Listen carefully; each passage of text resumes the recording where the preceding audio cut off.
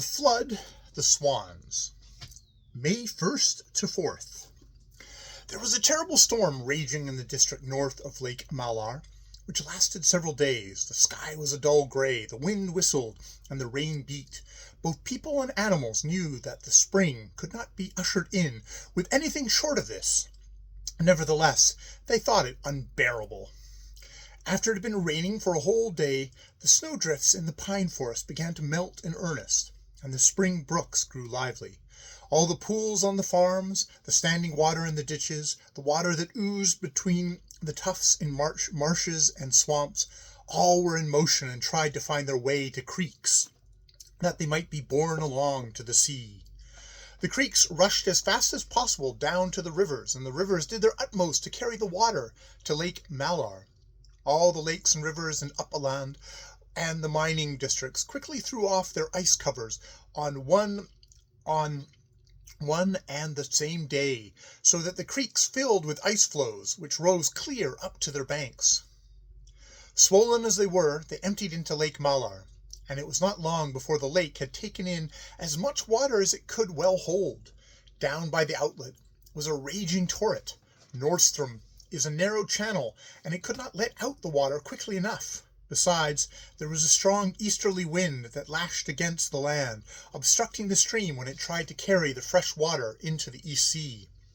Since the rivers kept running to Malaran with more water than it could dispose of, there was nothing for the big lakes to do but overflow its banks. It rose very slowly, as if reluctantly to injure its beautiful shores, but as they were mostly low and gradually sloping, it was not long before the water had flooded several acres of land, and that was enough to create the greatest alarm. Lake Malar is unique in its way, being made up of a succession of narrow fjords, bays, and inlets. In no place does it spread into a storm center, but seems to have been created only for pleasure trips, yachting tours, and fishing. Nowhere does it present barren, desolate, windswept shores. It looks as if it never thought its shores could hold anything but country seats, summer villas, manors, and amusement resorts. But, because it usually presents a very agreeable and friendly appearance, there is all the more havoc whenever it happens to drop its smiling expression in the spring and show that it can be serious. At that critical time, Smear Fox happened to come sneaking through a birch grove just north of Lake Malar. As usual, he was thinking of Thumbletot and the wild geese, and wondering how he should ever find them again. He had lost all track of them. As he stole cautiously along, more discouraged than usual, he caught sight of Agar, the carrier pigeon, who had perched herself on a birch branch. "My, but I'm in luck that I've to run across you, Agar," exclaimed Smire. "Maybe you can tell me where Akka from Kinnabanesi and her flock hold forth nowadays." "It's quite possible that I know where they are," Agar hinted, "but I'm not likely to tell you." "Please yourself," retorted Smire. "Nevertheless, you can take a message that I have for them. You probably know the present condition of Lake Malar.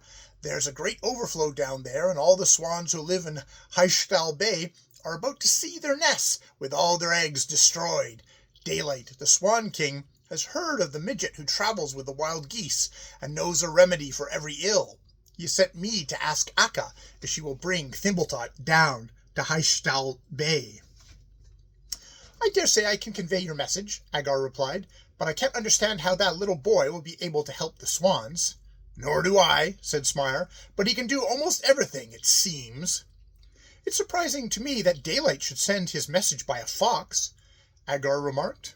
"Well, we're not exactly what you would call good friends," said Smire smoothly, "but in an emergency like this we must help each other. Perhaps it would be just as well not to tell Akka that you got the message from a fox. Between you and me, she's inclined to be a little suspicious." The safest refuge for waterfowl in the whole Malar district is Haljasta Bay. It has low shores, shallow waters, and is covered with reeds. It is by no means as large as Lake Takern, but nevertheless Haljasta is a good retreat for birds, since it has long been forbidden territory to hunters. It is the home of a great many swans, and the owner of the old castle nearby has prohibited all shooting on the bay so that they might be unmolested. As soon as Akka received word that the swans needed her help, she hastened down to Wndrfl Bay. She arrived with her flock one evening and saw at a glance that there had been a great disaster. The big swans' nests had been torn away, and the strong wind had driven them down the bay. Some had already fallen apart, 2 or 3 had capsized, and the eggs lay at the bottom of the lake. When Akka alighted on the bay, all the swans living there were gathered near the eastern shore, where they were protected from the wind. Although they had suffered much by the flood, they were too proud to let anyone see it. "It is no use to cry," they said. "There are plenty of roof fibers and stems here. We can soon build new nests." None had thought of asking a stranger to help them, and the swans had no idea that Smyr Fox had sent for the wild geese. There were several hundred swans resting on the water. They had placed themselves according to rank and station. The young and inexperienced were farthest out, the oldest and wise nearer the middle of the group, and right at the center sat Daylight, the Swan King, and Snow White, the Swan Queen, who were older than any of the others, and regarded the rest of the swans as their children. The geese alighted on the western shore of the bay, but when Akka saw where the swans were, she swam towards them at once. She was very much surprised at their having sent for her, but she regarded it as an honor and did not wish to lose a moment in coming to their aid. As Akka approached the swans, she paused to see if the geese who followed her swan in a straight line, and at even a distance. "Now, swim along quickly," she ordered. "Don't stare at the swans as if you'd never before seen anything beautiful, and don't mind what they may say to you." This was not the first time that Akka had called on the aristocratic swans. They had always received her in a manner befitting a great traveler like herself. But still, she did not like the idea of swimming in among them. She never felt so grey and insignificant as when she happened upon swans. One or another of them was sure to drop a remark about common grey feathers and poor folk, but it is always best to take no notice of such things. This time everything passed off uncommonly well. The swans politely made way for the wild geese, who swam forward through a kind of passageway which formed an avenue bordered by shimmering white birds. It was a beautiful sight to watch them as they spread their wings like sails to appear well before the strangers. They refrained from making comments, which rather surprised Akka. Evidently Daylight had noted their misbehavior in the past, and had told the swans that they must conduct themselves in a proper manner. So thought the leader goose. But just as the swans were making effort to observe the rules of etiquette, they caught sight of the goosey gander, who swam last in a long goose line. There was a murmur of disapproval, even of threats among the swans, and at once there was an end to their good deportment.